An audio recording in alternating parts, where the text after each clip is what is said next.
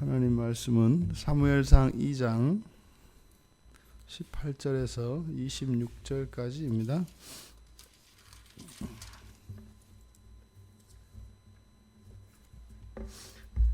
(18절에서 26절까지) 우리 같이 읽겠습니다. 사무엘은 어렸을 때에 세마포 에봇을 입고 여호와 앞에서 섬겼더라. 그의 어머니가 매년 드리는 제사를 드리러 그의 남편과 함께 올라갈 때마다 작은 겉옷을 지어다가 그에게 주었더니 엘리가 엘가나와 그의 아내에게 축복하여 이르되 여호와께서 이 여인으로 말미암아 내게 다른 후사를 주사 이가 여호와께 간구하여 얻어 바친 아들을 대신하게 하시기를 원하노라 하였더니 그들이 자기 집으로 돌아가매 여호와께서 한나를 돌보시사 그로 하여금 임신하여서 새 아들과 두 딸을 낳게 하셨고 아이 사무엘은 여호와 앞에서 자라니라. 엘리가 매우 늙었더니 그의 아들들이 온 이스라엘에게 행한 모든 일과 회막문에서 수종들은 여인들과 동침하였음을 듣고 그들에게 이르되 너희가 어찌하여 이런 일을 하느냐. 내가 너희의 악행을 이 모든 백성에게서 듣노라. 내 아들들아 그리하지 말라. 내게 들리는 소문이 좋지 아니하니라. 너희가 여호와의 백성으로 범죄하게 하도다. 사람이 사람에게 범죄하면 하나님이 심판하시려니와 만일 사람이 여호와께 범죄하면 누가 그를 위하여 간구하겠느냐 하되 그들이 자기 아버지의 말을 듣지 아니하였으니 이는 여호와께서 그들을 죽이기로 뜻하셨음이더라. 아이 사무엘이 점점 자라매 여호와와 사람들에게 은총을 더욱 받더라. 아멘. 사무엘이 본격적인 사역이 시작된 것을 나타냅니다. 이 에봇은 제사장들이 입는 것이고 이 세마포 에봇은 말하자면 평에복 이렇게 이제 할 수 있는데요. 대제사장이 입는 에봇은 아주 화려하고 그래서 레위인들이나 일반 제사장들은 이 세마포 에봇을 입었습니다. 그러니까 사무엘이 이제 여호와를 섬기는 공식적인 그 제사장으로서의 직분을 감당하고 있는 것을 나타냅니다. 그런데 19절에서는 사무엘의 어머니 한나가 매년 제를 드리러 갈 때마다 그 작은 겉옷을 지어다 주었다 이렇게 이야기합니다. 여기서 이 작은 겉옷은 이음새가 없는 이제 통으로 짠 옷 그것을 말합니다. 위에 이제 머리가 목이 나오는 그리고 팔이 나오는 이렇게 이제 구멍이 있는 통옷으로 이제 에봇을 그 위에 이제 걸쳐 입는 거죠. 그래서 이렇게 사무엘을 한나가 이제 여호와께 평생을 드렸지만 이제 그것으로 이제 완전히 끝나는 것이 아니라 지속적으로 계속 인연을 끊지 않고 계속 돕고 있었던 것을 우리가 알 수 있습니다. 그것을 엘리가 귀하게 본 거죠. 그래서 엘리가 엘가나와 한나에게 그의 아내 한나에게 축복을 하고 이 사무엘을 대신할 이제 한나에게 아들이 생겼지만 그 아들을 하나님께 온전히 드렸기 때문에 한나에게는 다시 또 아들이 없지 않습니까? 물론 한나는 그것을 원한 것은 아니었습니다. 여호와 하나님의 그 사랑만을 확인하기를 원했던 것이었기 때문에 한나에게는 부족함이 없습니다. 오히려 자신에게 주었지만 다시 하나님께 돌려드려 하나님을 섬기게 했던 그 사무엘이 한나에게는 충분히 위로가 되었고 보상이 되고 만족이 됐습니다. 그런데 이제 엘리 제사장이 한나의 그러한 행동, 이러한 행동은 아들을 하나님께 평생에 섬기도록 그렇게 드렸음에도 불구하고 그 이후에도 이렇게 사무엘로 하여금 이 제사장의 직분을 잘 감당할 수 있도록 돕고 있는 그 한나에게 감동하였던 것 같습니다. 그래서 이것은 엘리 제사장이 자발적으로 하는 축복이죠. 그래서 사무엘을 대신할 수 있는 아들을 하나님께서 주시도록 축복을 합니다. 그 결과 하나님께서 한나에게 한나를 돌보시사 이렇게 합니다. 그러니까 엘리가 축복했던 그 마음이 하나님의 마음이었던 것이죠. 그래서 이제 한나에게는 세 아들과 두 딸을 주셨습니다. 이렇게 사무엘은 또 여호와 앞에서 자란다. 그래서 18절에서 21절까지는 그 사무엘과 또 이 사무엘의 가정을 소개하고 있고 22절부터 25절까지는 이제 엘리와 엘리의 두 아들들에 대한 이야기가 나오고 26절에서 사무엘이 하나님과 사람들 앞에서 은총을 더욱 받더라라고 하는 이야기가 되어 있습니다. 그러니까 앞뒤로 사무엘에 대한 이야기를 감싸고 있고 그 안에 엘리 집안, 엘리 가정의 이야기가 나오고 있습니다. 이렇게 이 사무엘은 계속해서 하나님 앞에서 여호와를 섬기는 제사장으로서의 직분을 잘 감당하고 또 사람들과 하나님으로부터 더욱 은총을 받고 있는 반면에 22절에 보더는 엘리가 매우 늙었더니 우리가 매우 늙으면은 무엇을 나타내나요? 그러니까 능력이 없어집니다. 어떤 것을 할 수 있는 기력이 없습니다. 그러니까 매우 늙었더니라고 하는 것은 사실 뒤에 나온 내용이 매우 부정적인 그런 내용일 것을 암시합니다. 그의 아들들이 온 이스라엘에게 행한 모든 일과 회막문에서 수종들은 여인들과 동침하였음을 듣고, 지금 여기서 이들의 악행에 대해서는 앞에서도 말씀을 드렸는데 이 회막문을 수종두는 여인들과 동침을 했다. 이것은 단지 어떤 성적인 이런 문란만을 이야기하는 것이 아니라 이것은 이방 종교의 그 관습을 따르고 있는 것을 의미합니다. 그래서 이 고대 종교에서 여호와를 섬기는 이 신앙 외에 다른 고대 종교들은 항상 신앙과 이 음행의 문제가 같이 연결되어 있습니다. 그래서 성전을 수종드는 여인들은 무녀의 역할을 하고 그런 제사에 앞서서 드리는 이런 수종드는 여인들과의 이런 성관계나 이런 것들이 제사의 한 일부분으로 받아들였습니다. 지금 여기서 소개하고 있는 이 엘리의 아들들이 그 여인들과 동침한 내용, 이때 동침이라고 하는 것은 이렇게 강제적으로 요기를 보이거나 그런 것이 아닙니다. 서로 이것은 화관에 속합니다. 그러니까 이렇게 일방적으로 그렇게 되어진 것이 아니라 자연스럽게 이루어지고 있었던 것을 이야기합니다. 그러니까 이것은 지금 여호와 신앙에 심각한 이런 이방 종교가 도입되어져서 이렇게 혼합 종교화 되어가고 있는 그 모습을 보입니다. 그래서 이제 엘리가 아들들을 야단을 칩니다. 그런데 이건 굉장히 심각한 거죠.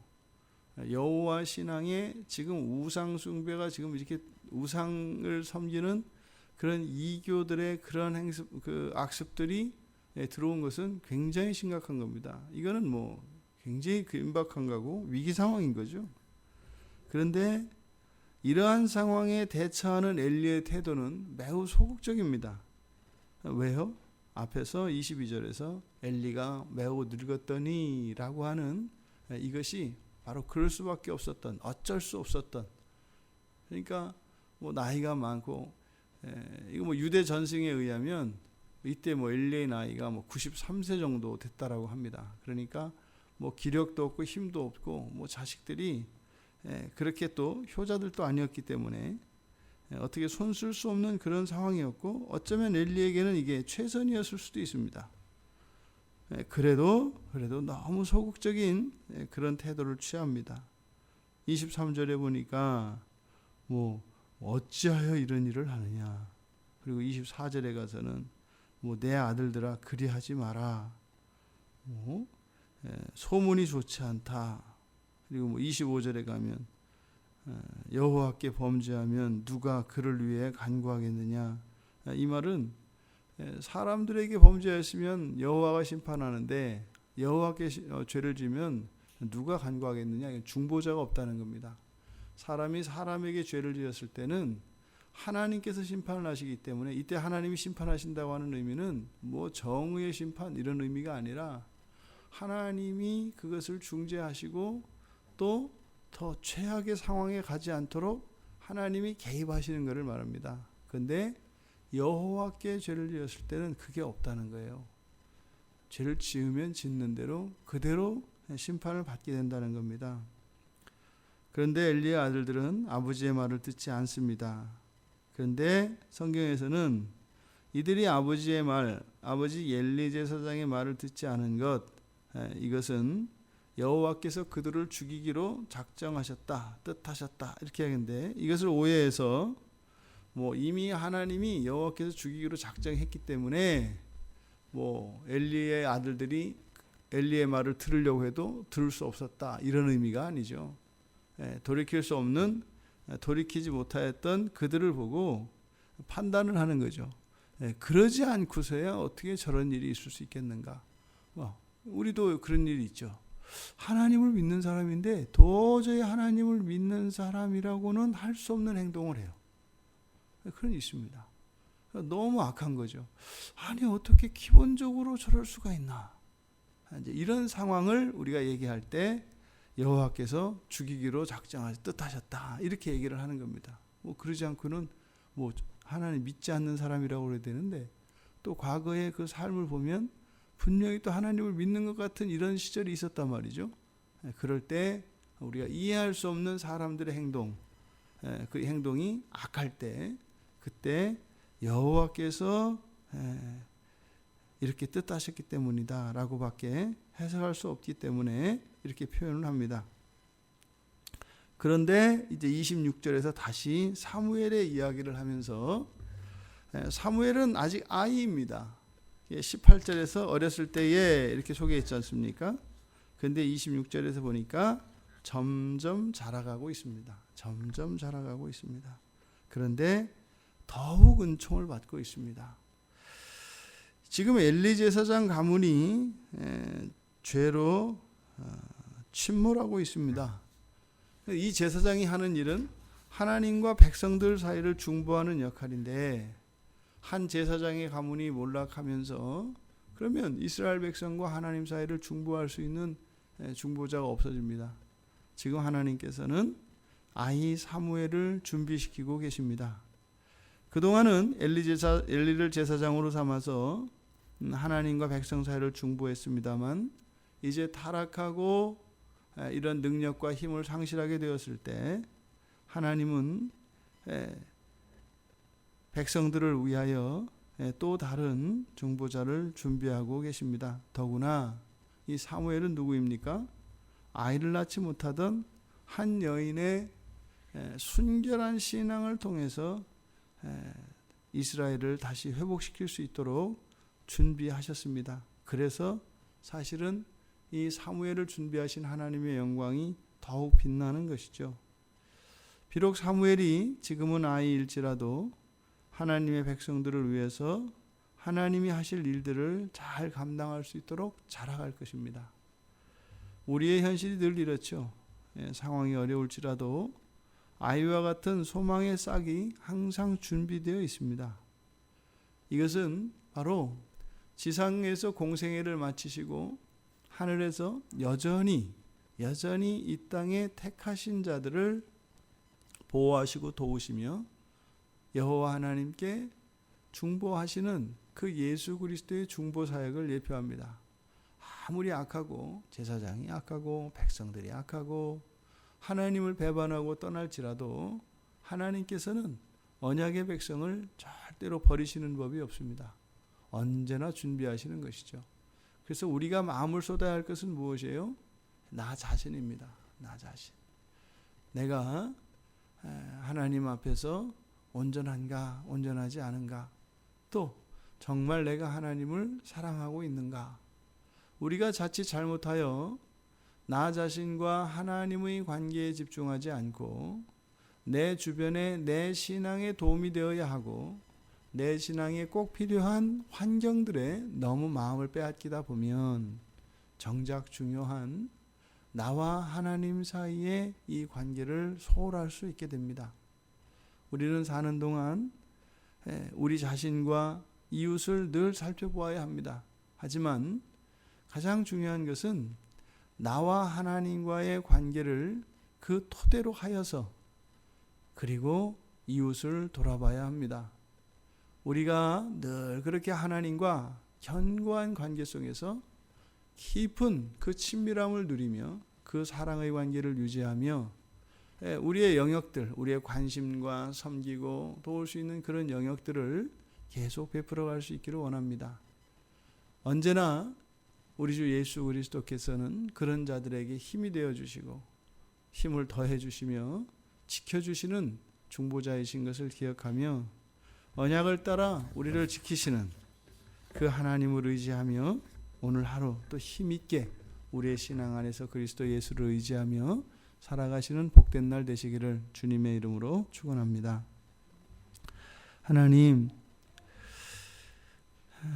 하나님께서 기름 부음 받은 자들 가운데 타락하고 죄를 지어 그 직분을 온전히 감당할 수 없게 되었을 때도 언제나 하나님께서는 또 하나님과 저희들 사이를 중보할 수 있는 제사장을 준비하셨던 오늘 이 기사를 보고 하늘에서 우리를 위하여 중보하시는 변함없으시는 죄 없으시고 전능하시고 사랑이신 예수 그리스도의 그 중보를 감사합니다. 이제 어느 누구도 하나님과 우리 사이를 끊을 수 없는 것은 완전하신 중보자이신 예수 그리스도가 계시기 때문입니다. 하나님, 저희들의 마음을 하나님께 집중하며 저희들이 언제나 하나님과 함께 동행할 수 있는 복된 저희들이 될 수 있도록 또한 이 한날을 그렇게 축복하여 주시옵소서. 예수님의 이름으로 기도드리옵나이다. 아멘.